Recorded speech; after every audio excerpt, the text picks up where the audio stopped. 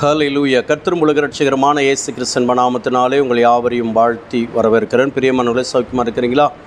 இந்த நாளிலேயும் கூட நம்மை சந்திக்கும்படியாக தேவன் கிருபை செய்திருக்கிறார். கிருபை செய்த தேவனுக்கு ஸ்தோத்திரம். இந்த நாளில் ஆமென். சரியான வார்த்தை இல்லையா? இந்த நாளில் ஹல்லேலூயா. வேதமும் அப்படி தான் சொல்லுகிறது. லூக்கா எழுதின சுவிசேஷத்தின் புத்தகம் 19வது அதிகாரம் 42வது வசனம். உனக்கு கிடைத்த இந்த நாளிலாகிலும் உன் சமாதானத்துக்கு ஏற்றவைகளை நீ அறிந்திருந்தாயானால் நலமாயிருக்கும். இப்பொழுதோ அவைகள் உன் கண்களுக்கு மறைவாயிருக்கிறது. இந்த நாளிலாவது உன் சமாதானத்துக்கு ஏதுவான காரியங்களை நீ அறிந்திருந்தால் நலமாயிருக்கும். யாரை பார்த்து? எருசலேம் நகரத்தை பார்த்து இயேசு கண்ணீர் விட்டார்.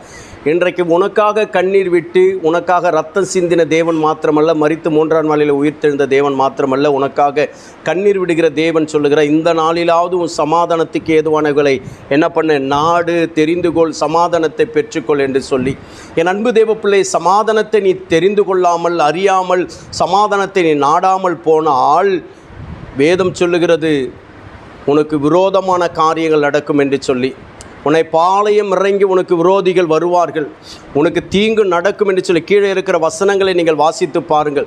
என் அன்பு தேவ பிள்ளைய, தேவ சமூகத்துக்குள்ளாய் உன்னை சந்திக்கும் காலத்தில் நீ அறியாமல் போனபடியால் உன் சத்துருகள் உன்னை சூழ மதில் போட்டு உன்னை வளைத்து கொண்டு எப்பக்கத்தில் உன்னை நெருக்குவார்கள் என்று சொல்லி, பிரியமானவர்களை, சத்துருக்கு நீ இரையாயிடக்கூடாது. இந்த நாளிலாவது தேவனை தேடு.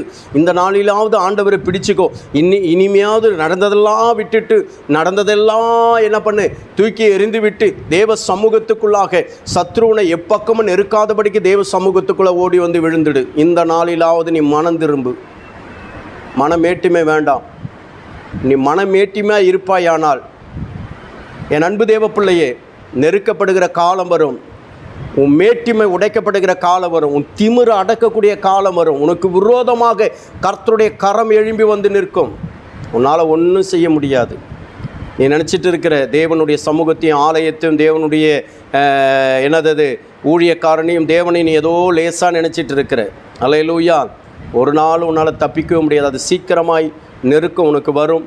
கர்த்தர் அந்த நெருக்கத்திலிருந்து உன்னை பார்த்து வேடிக்கை பார்ப்பாரே தவிர உனக்காக உதவி செய்ய மாட்டார். மனம் திரும்பு. செபிப்போம். மகா இரக்கமும் கிருபை நிறைந்தவர்கள் எல்லாம் ஆண்டவரை நன்றி துதிக்கிறோம். இந்த நாளில் எங்களோடு கூட பேசின வார்த்தைகளுக்காக ஸ்தோத்திரம். இந்த நாளிலாவது சமாதானத்துக்கு ஏதுவானவர்களை நாடவும், ஆண்டவரே உம்முடைய நாமத்தை மகிமைப்படுத்தவும், உடைய நாமத்தினாலே கூடி வரவும் கர்த்தர் கிருபை செய்யும். தடைகளை உடைங்கப்பா.